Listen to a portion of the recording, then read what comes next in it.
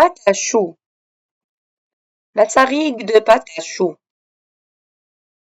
Tu voudras m'acheter une sarigue? C'est Patachou qui parle.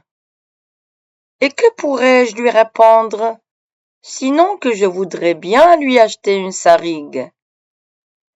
Mais où y a-t-il un marchand de sarigues? Patachou.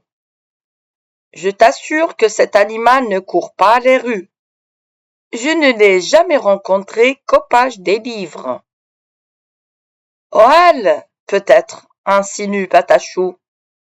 J'en doute. Et nous n'y trouverions, en tout cas, qu'une sarigue toute prête pour la broche ou le salmi. Mais mange-t-on les sarigues? Et comment les mange-t-on? Enfin, ce serait une sarigue morte. Oh, non, répond Patachou, je ne veux pas que ma sarigue soit morte. Ma sarigue, déjà, elle est à lui. Je ne sais point ce qu'est cet accès de saricophilie.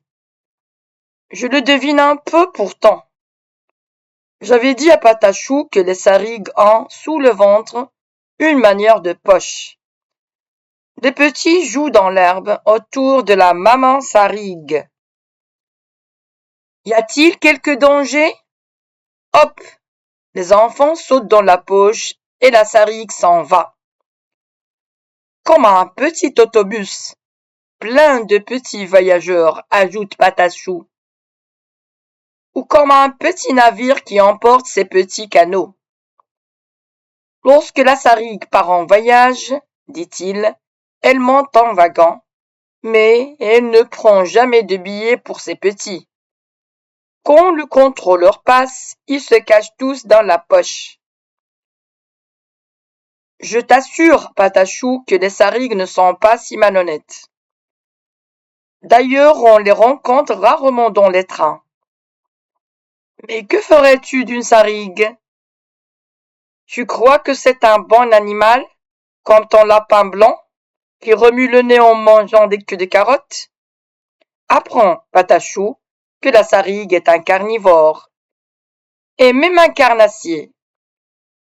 Je la nomme ainsi non pas seulement parce que, faute de cheminée, de grille ou de poêle, elle mange de la viande crue, mais parce qu'elle tue elle-même les bêtes qu'elle veut dévorer.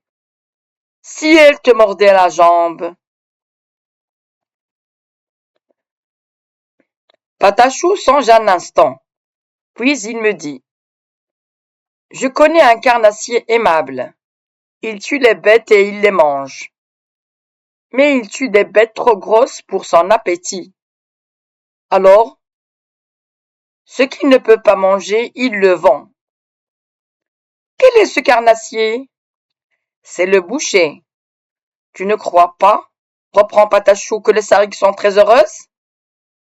Elles n'ont pas besoin de s'habiller pour avoir une poche. Ah! Qui dira pour Patachou l'importance de la poche? Le jour qu'on lui fit une culotte avec des poches, il était tout rayonnant. Je suis un homme, pensait-il. Dans ses poches, il est souverain.